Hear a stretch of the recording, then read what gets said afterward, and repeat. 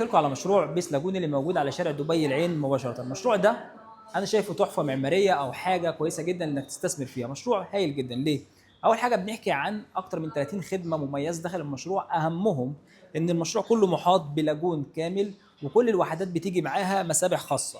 غير كده الفرش نص الشقق بتيجي نصها بالكامل مفروش بالاجهزه الكهربائيه والمطبخ بالكامل، وعندك كل الوحدات فيها مسبح خاص زي ما قلنا، عندك اطلالات بانوراميه.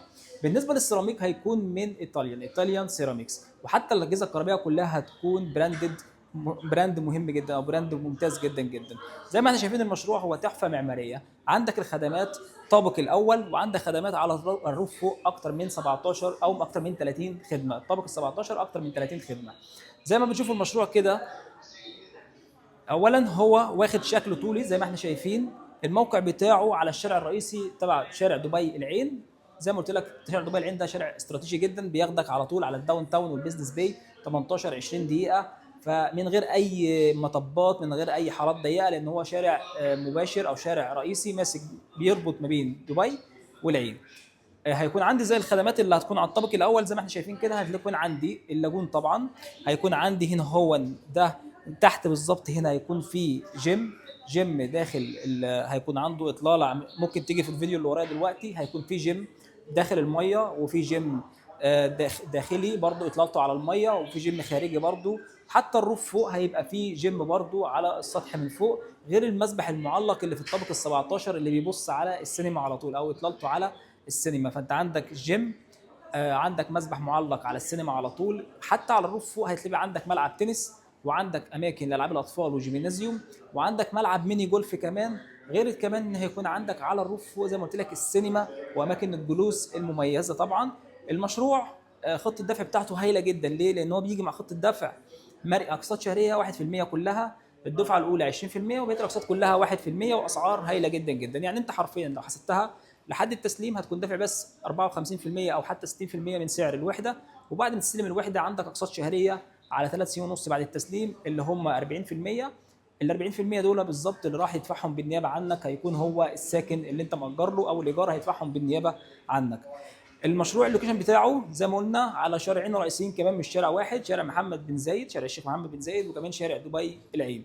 شارع الشيخ محمد بن زايد بيربط دبي كلها، وكمان بيربط 6 امارات مع بعضيهم من اول ام القوين وراس الخيمه لحد ما توصل على ابو ظبي. والعين طبعا انت مربوط عن طريق الشارع دبي العين. الوحدات بتيجي مع المسبح زي ما قلنا. في ناس بتعمل دلوقتي فكره كويسه جدا، فكره انك انت تركب سينما قدام المسبح على طول. هو في حائط هتبقى راكبه، في حائط في الحيطه هتبقى راكبه، فتقدر انك انت تحط السينما بتاعتك على الحائط دي، يبقى البول قدامك السينما على طول. عندك الاطلاله بتاعتك حتى من اوضه النوم هتبقى على البول لانها اطلاله بانوراميه. الغرفه وصاله بيجي معاها يعني نص غرفه. ايه نص غرفه دون؟ يعني مكان استاديو او مكان اوفيس تقدر انك انت تستخدمه كغرفه نوم تانية. يعني غرفه نوم بتبقى غرفتين نوم لو انت حبيت تستخدمها كغرفتين نوم. المشروع تسليمه بعد 3 سنين من المطور مباشره. زي ما قلنا الاقساط المرنه من المطور على طول كلها 1%. فلوسك كلها تدفع في حساب الضمان. الاسعار ممتازه جدا. الاستوديو سعره بيبدا من 650 الف درهم. الغرفه وصاله مليون و50 مليون و100 الف درهم. تقدر انك تحصل حاجه كويسه جدا في المشروع ده. المشروع بالفعل تحفه معماريه. كل الوحدات بيجي معاها الباركن الخاص بتاعها.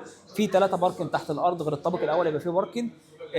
زي ما احنا شايفين اولا المشروع في جزء كبير جدا منه اتباع، وعلشان كده المطور طرح مشروع جديد اسمه بيس، او هيطرح ان شاء الله في المستقبل مشروع بيس لاجون 2 اللي هو نفس المشروع اللي ورايا كده بالظبط. هيكون قريب من المشروع ده على طول، على نفس الحجم ونفس التصاميم ونفس كل شيء، حتى نفس خطه الدفع ونفس الاسعار. اول 3 طوابق قلنا هيكونوا عباره عن مول تجاري، فتقدر انك انت يبقى عندك تحتيك حتى الشوبنج، ودي ميزه اضافيه موجوده داخل المشروع، وده لوحده ميزه في حد ذاتها. الفينش هايل جدا، كواليتي عاليه، مطور ممتاز جدا مسلم مشاريع قبل كده في دبي اسمه بيس هومز. هيكون عندك ملعب فولي بول ممتاز جدا زي ما انت شايف كده في الطابق الاول، طابق الخدمات. اللايف ستايل هايل جدا، يساعدك على انك تاجر ايجار سنوي وتاجر كمان ايجار شهري.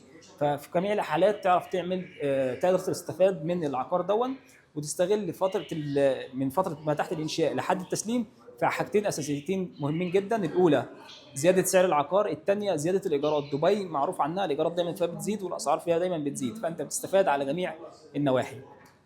فرصه استثماريه كويسه لو انت مهتم في مشاريع دبي او المشروع ده بالتحديد. انا شايفه فرصه استثماريه كويسه جدا. لو عندك بتدور على فرصه استثماريه في دبي تقدر تتواصل معايا على الارقام اللي بتظهر عندك في اللينك تحت او في الديسكربشن تحت. هتلاقي لينك الواتساب وهتلاقي الارقام التواصل برضو.